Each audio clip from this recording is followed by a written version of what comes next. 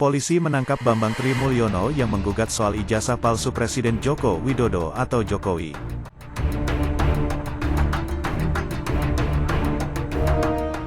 Penangkapan ini dikabarkan dilakukan di salah satu hotel di kawasan Tebet, Jakarta Selatan pada Kamis, tanggal 13 Oktober tahun 2022. Kepala Divisi Hubungan Masyarakat Polri Inspektur Jenderal Dedi Prasetyo mengkonfirmasi adanya penangkapan ini.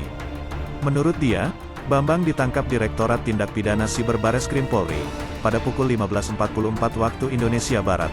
Ya, pelaku ditangkap, kata Dedi saat dihubungi Kamis tanggal 13 Oktober tahun 2022. Menurut Dedi, Bambang Trimulyono ditangkap dengan dugaan ujaran kebencian dan penistaan agama. Namun dia tak menjelaskan lebih rinci soal tudingan tersebut. Rencananya, kasus ini akan dirilis pada pukul 19 nanti.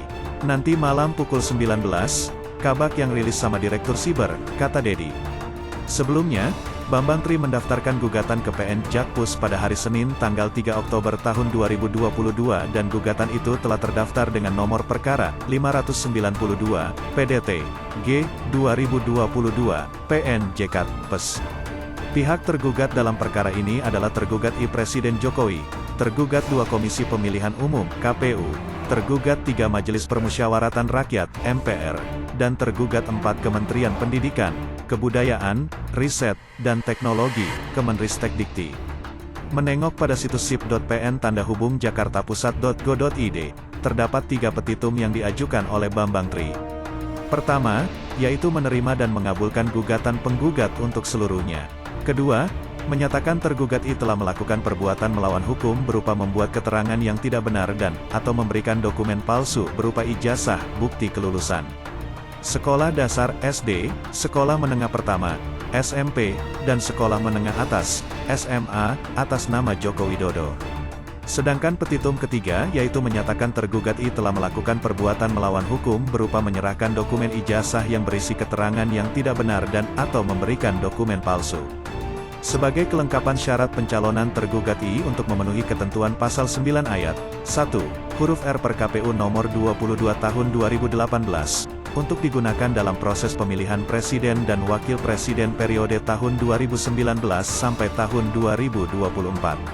Meski begitu, Rektor Universitas Gadjah Mada Ova Emilia angkat suara soal polemik ijazah Presiden Joko Widodo atau Jokowi di media sosial. Ova menegaskan Joko Widodo merupakan alumnus Fakultas Kehutanan UGM tahun 1985. Bapak Ir. Joko Widodo adalah alumni Prodi S1 di Fakultas Kehutanan Universitas Gadjah Mada, angkatan tahun 1980. Bapak Ir. Joko Widodo dinyatakan lulus UGM tahun 1985 sesuai ketentuan dan bukti kelulusan berdasarkan dokumen yang kami miliki, kata Ova di kampus UGM, Selasa, tanggal 11 Oktober tahun 2022.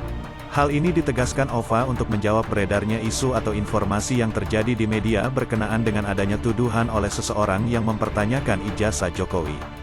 Ova menyatakan, pihaknya memberi pernyataan ini bukan karena adanya polemik di media sosial atau berita yang meragukan Jokowi adalah alumnus UGM. Menurutnya, penegasan ini karena merupakan tanggung jawab UGM untuk mengklarifikasi. Sebenarnya bukan kerisihan, tetapi merupakan tanggung jawab kami untuk memberikan klarifikasi kepada publik.